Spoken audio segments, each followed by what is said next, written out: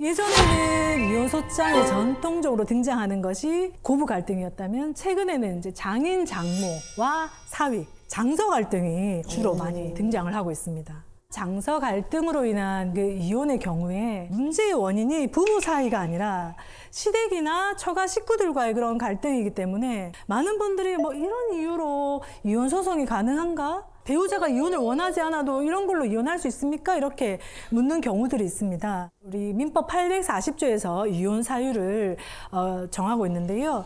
3호에서 배우자의 직계 존속으로부터 심한 부당한 대우를 당한 경우를 규정하고 있고 4호는 자기의 직계 존속이 배우자로부터 부당한 대우를 당한 경우. 따라서 이제 부부 중 일방이 이런 사유에 해당한다면 당연히 가정법원에 이혼 소송을 제기할 수 있습니다. 이번에 소개할 사건이 하나 있는데요.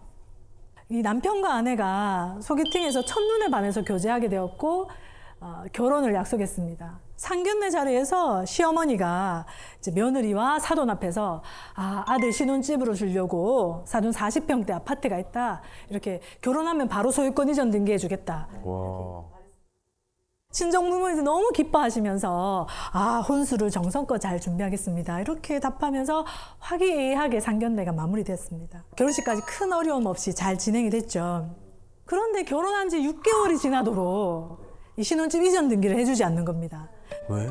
아내는 남편에게 빨리 물어보라고 부모님한테 이렇게 이야기를 했는데 그때부터 시어머니는 아주 예민하게 반응하면서 역정을 내기 시작하셨죠.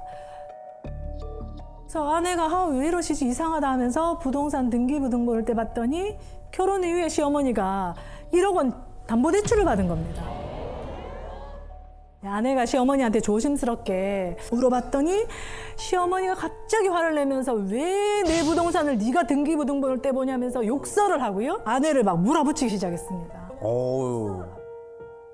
이 당황한 아내는 이제 이 상황을 남편에게 이야기를 했고 막 부모님을 이제 비난하면서 아내 편을 들었죠. 이렇게 남편이 연락을 끊고 지내자 시부모는 더 격분을 해서 아내의 직장까지 찾아서 며느리 누구누구 아들과 사이를 갈라놓은 폐윤녀 이런 피켓을 들고 그건 좀 그렇다. 시위를 벌이고요.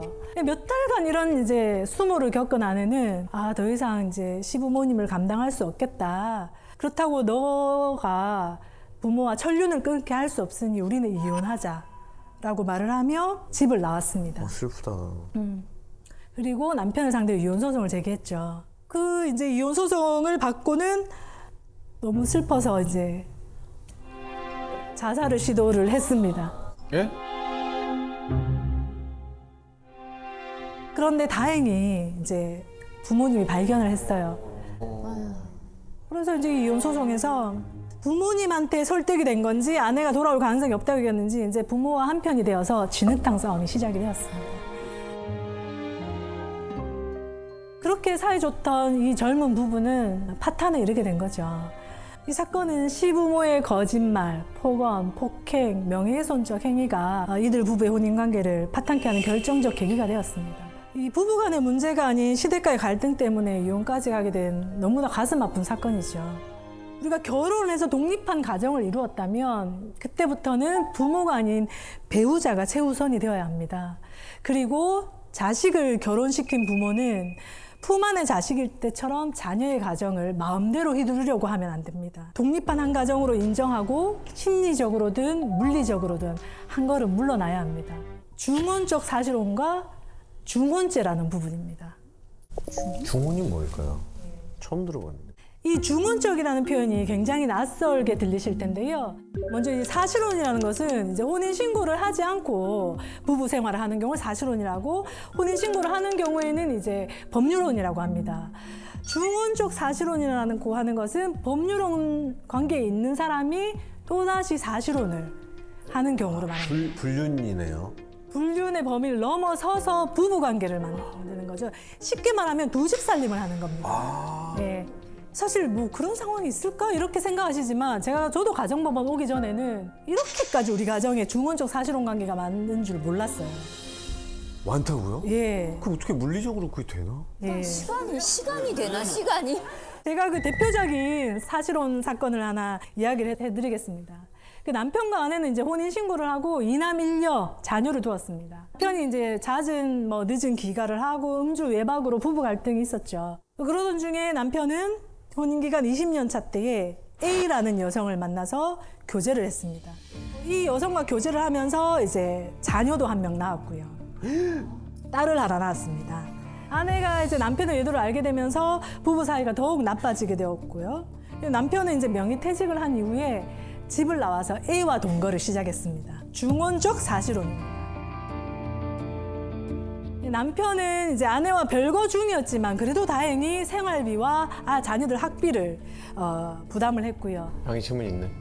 그러던 중에 이제 남편이 신장 투석을 받게 되는 등 이제 건강이 좀 나빠졌어요. 그래서 아내와 자식들에게 신장 이식을 좀 해줄 수 있겠냐. 와, 해줘야 돼, 말아야 돼.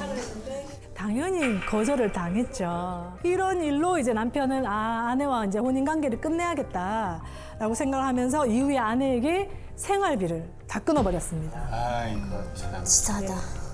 치사하죠. 아니 뭐 본인이 지금까지 한 행동이 있는데 그 양육비를 끊는 거는 이거는 말도 안 되는 것 같아요. 남편은 이제 현재 동거 중인 A와의 사이에 중학생 자녀가 있고 그리고 병든 나를 보살펴주는 것은 지금 나와 살고 있는 이 A이기 때문에 더 이상 이제 아내와의 법률상 혼인 관계는 유지할 수 없다. 이러면서 이혼 소송을 제기했고요. 이 아내는 남편이 언젠가는 돌아올 것이라고 믿고 있습니다. 그리고 미혼인 자녀들이 있기 때문에 나는 죽어도 이혼에 동의하지 못하겠습니다. 라고 답변을 했습니다. 결론은 어떻게 났을까요? 저는 그 어머니의 편을 더 들었을 것 같아요. 나도. 그러니까 이혼 소송을 받아들여지지 않았을 것이다. 네. 왜냐면 양육비 줄 때까지 이거를 늘어뜨려야 되기 때문에. 기각되고 계속 양육비를 지급해라 이렇게 판결이 났을 것 같아요. 근데 또 현재는 지금 아저씨께서 이 새로운 가정에서 지금 어찌됐건 아프신 몸인데 다 지금 보조를 받고 병수발을 받고 있는 거잖아요. 그러니까 이 사람을 케어할 수 있는 집 쪽으로 가는 게 맞다라고 판단할 수 있지 않을까. 와, 이럴 때 어떻게 결정해야 되지? 남편의 이혼 소송은 유책 배우자이기 때문에 기각이 됐습니다. 이 사례처럼 중원적 사실혼의 경우에는 그 법률상 배우자가 선택할 수 있는 것은 두 가지입니다. 첫 번째는 이혼을 부동의하는 경우, 끝까지 이 사건처럼 이혼을 해주지 않는 경우에는 이혼이 안 됩니다. 그리고 두 번째는 이제 이혼을 동의하게 되면 이제 위자료와 재산분할 소송으로 진행이 되게 되겠죠. 근데 문제는 뭐냐면 이혼을 동의를 해주든 동의를 해주지 않든 이 중원적 사실혼의 관계에 있는 남편들이 생활비와 양육비를 주지 않는다는 겁니다. 그래서 생활이 너무 이제 힘들어지는 것이죠. 이때 이제 아내들이 할 수 있는 법률상 관계에 있는 아내들이 할 수 있는 것은 부양료 청구를 할 수는 있어요. 법률상 배운 남편이니까 부양료를 달라. 네네네. 그리고 A 여성에 대한 위자료 소송. 그게 있구나. 이렇게 할 수 있습니다. 그런데 그것은 돈을 받아야 되는 문제고 시간이 오래 걸리고 그 소송 중에 어떤 일들이 일어나냐 하면요. 이 남편은 자기 A와의 사이의 자녀한테 재산을 증여해버립니다. 아우. 그리고 법률상 처와 자녀가 살고 있는 부동산을 팔아버립니다. 자기 명의로 돼 있으니까요. 실제 사건에서 길바닥에 나앉은 경우가 있습니다. 법률상 본처가요, 그죠? 본처 자식이. 본처도 자식인데. 자기 자식인데. 너무나 좀 법률상 배우자와 자녀들을 보호하기에는 너무나 미흡하죠. 저희 가정법원 판사들이 중원죄 도입을 희망하고 있습니다. 이 중원죄는 어떤 것이냐면요. 중원자에게 형사처벌을 하겠다는 겁니다. 저희 가정법원 판사들이 독창적으로 고안해낸 제도는 아니고요. 지금 미국, 영국 선진 국가들은 다 중원죄를 규정하고 있습니다. 적어도 이제 이런 중원죄 처벌 규정이 있다면은 이제 법적 아내와 자녀들에게 닥칠 그런 위험한 상황에 대해서 초반에 방지를 할 수 있지 않을까. 형사 처벌이니까요. 의미 있는 법 조항이지 않을까. 라고 저희가 생각을 하고 계속적으로 논문에서 발표를 하면서 중원죄가 도입이 되어야 된다 생각을 하고 있습니다. 지금부터 제가 처리했던 한 사건에 대해서 들려드리려고 합니다. 아내는 이혼을 원하고 남편은 이혼할 수 없다. 아내와 회복하기를 원한다. 이런 사건이었어요. 먼저 아내 이혼 소장을 열어봤습니다. 내용에는 남편과 아들이 작당하여서 단순한 나의 남사친을 상간남으로 만들어서 위자료 소송을 제기했습니다. 그는 이 상황이 너무 힘들어서 견디다 못하다 자살을 했습니다. 억울했다는 거죠, 상간남이 아니고 남사친인데.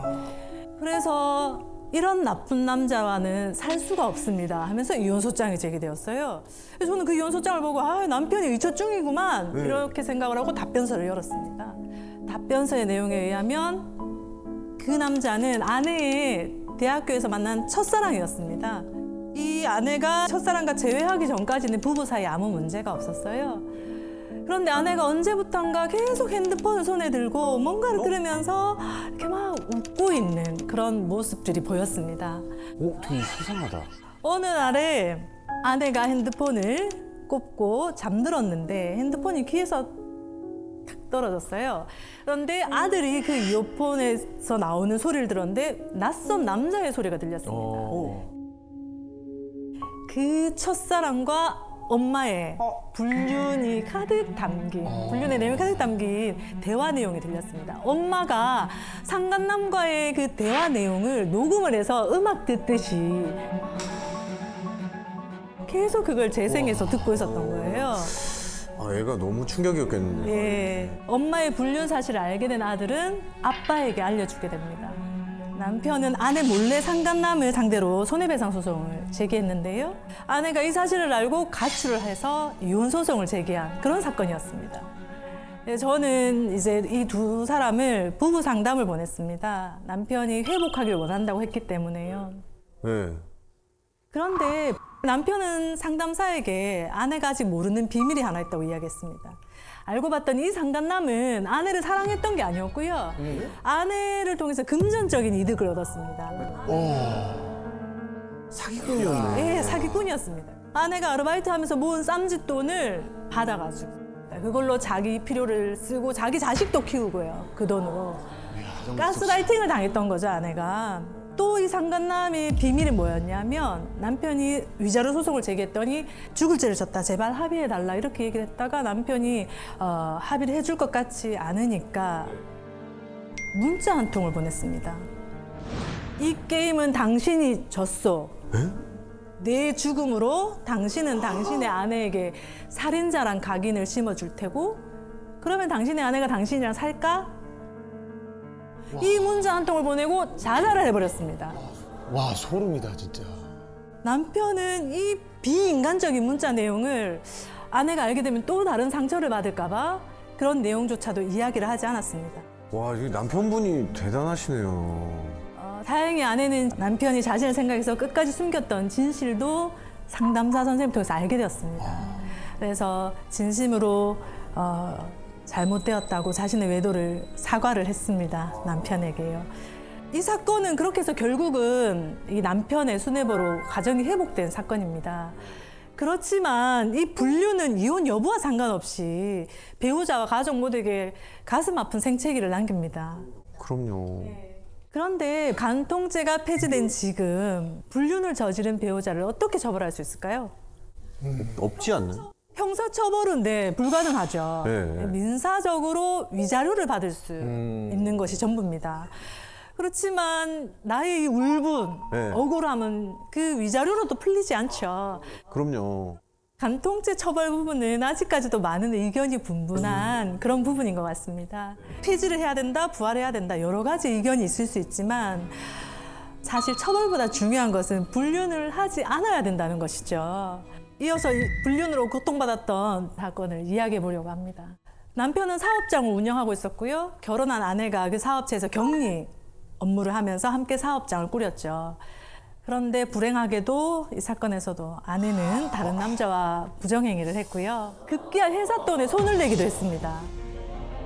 남편이 모든 사실을 알고 이제 이혼 소송을 제기한 거죠. 아내는 명백한 유책 배우자였습니다. 그런데 이혼 소송이라는 것이 재산 분할 이렇게 같이 연결이 되면 긴 싸움이거든요. 네. 횡령죄 회사 재산에 대한 횡령죄 고소도 했고 그렇기 때문에 제법 소송이 길게 갈 것이다 이렇게 생각을 했습니다. 그러던 중에 이 사건에서도 안타깝게 남편이 자살 시도를 하게 됩니다. 아내 쪽에서는 이 사실을 가지고 마치 남편이 사업체를 부도덕하게 운영해서 스트레스 받고 나약하다 이러면서 또 상대방을 잔인하다, 비난하는 진짜. 잔인해. 예, 서면을 제출했죠. 그걸 이용한 거네요. 어떻게 보면 남편의 예, 시도를. 그렇죠. 예, 남편이 그날 법정에 나와서는 다른 날과 달리 매우 상기된 표정으로 숨을 거칠게 쉬고 너무 억울했습니다.